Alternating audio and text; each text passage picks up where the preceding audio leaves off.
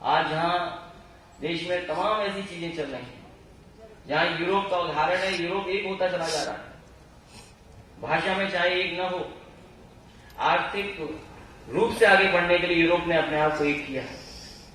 पूरे के पूरे यूरोप में आप पता करना, एक ही करेंसी करने का प्रयास किया और चलना शुरू हो गई वहां। वीजा एक कर लिया उन्होंने, और कई मुल्क ऐसे ताकतवर हैं, जर्मनी जैसा देश ताकतवर, जिसके देश की सीमाओं से लगभग 9 देश की सीमाएं जुड़ती हैं, लेकिन उसकी सीमा पर कोई भी घुस नहीं सकता, ये ऐसी ताकत है। लेकिन वही हमारा देश जो इतना बड़ा है, जनसंख्या के मामले में भी बड़ा है, आध्यात्म में हम लोग आगे हैं, बहुत से और भी क्षेत्रों में हम लोग आगे हैं। जमीन मिट्टी से इतनी बेहतर, इतनी सुंदर, अच्छी, उपजाऊ कहीं नहीं जितनी हमारे देश की है, लेकिन तमाम चीजों में आज भी पीछे दिखाई दे रही है। तमाम ऐसे देश हैं जो हमारे देश में संकट पैदा कर रहे हैं, और सरकारें ऐसी हैं जो बांट करके, बंटवारा कर करके देश को दूसरी दिशा में ले जाने का काम कर रहे हैं। आज देश बांटने का प्रयास चल रहा है। एक तरफ तो जो प्रदेश बटे हैं वो खुशी मना रहे हैं, और जिस प्रदेश से निकालेंगे वो प्रदेश अभी आंदोलन कर रहा है कि हम नहीं चाहते कि बढ़ जाए। और जो पुरानी मांगे हैं वो भी खड़ी हो गई हैं।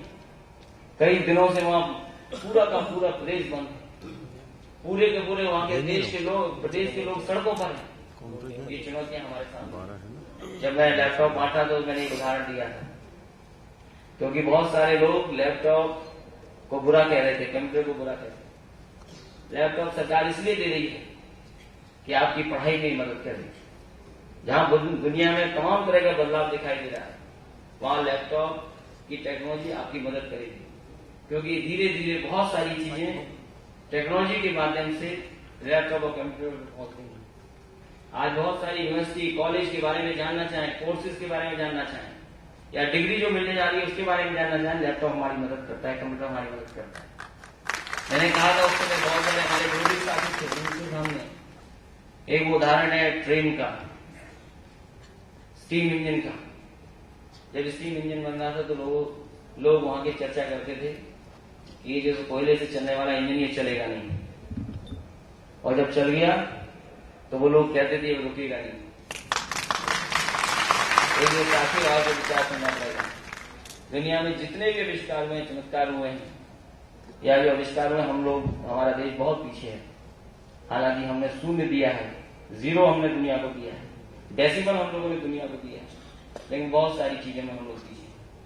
मुझे याद है कुछ दिन पहले मैं एक सीरियल देख रहा था, जब अमेरिका का एक बहुत बड़ा उद्योगपति का कारोबार था उसका रिफाइनरीज का, और जब रिफाइनरी के बाद उसने पूरे के पूरे अमेरिका में मोनोपोली कर दी थी ऐसी, और तभी कहीं बिजली का आविष्कार हो गया। तो जो मिट्टी का तेल सप्लाई करता था, केरोसिन ऑयल, पूरे अमेरिका में, उसने पत्रकार साथियों का साथ लिया और उसने कहा कि बिजली के खिलाफ प्रचार किया।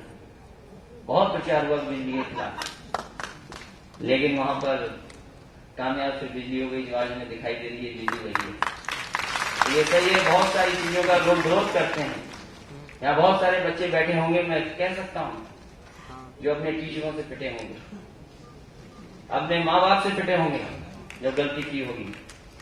इसी तरह सरकार चलती है।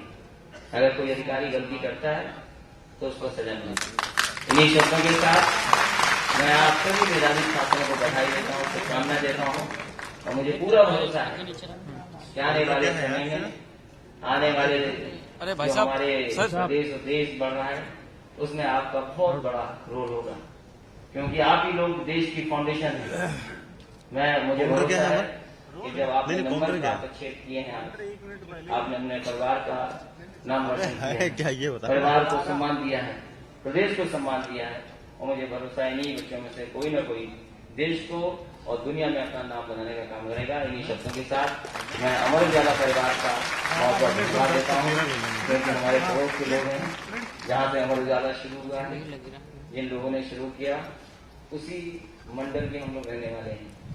नेताजी से बहुत अच्छे संबंध रहे परिवार, और हमेशा संबंध अच्छे रहे, और राजनीति करने वालों को हमेशा संबंध अच्छे पत्रकारों से रखें, क्योंकि पत्रकार पता नहीं क्या करते हैं, किस बात को कैसा दिखाने लगे, कब ब्रेकिंग न्यूज हो जाए, इसलिए बहुत बहुत बधाई और बहुत बहुत शुभकामनाएं।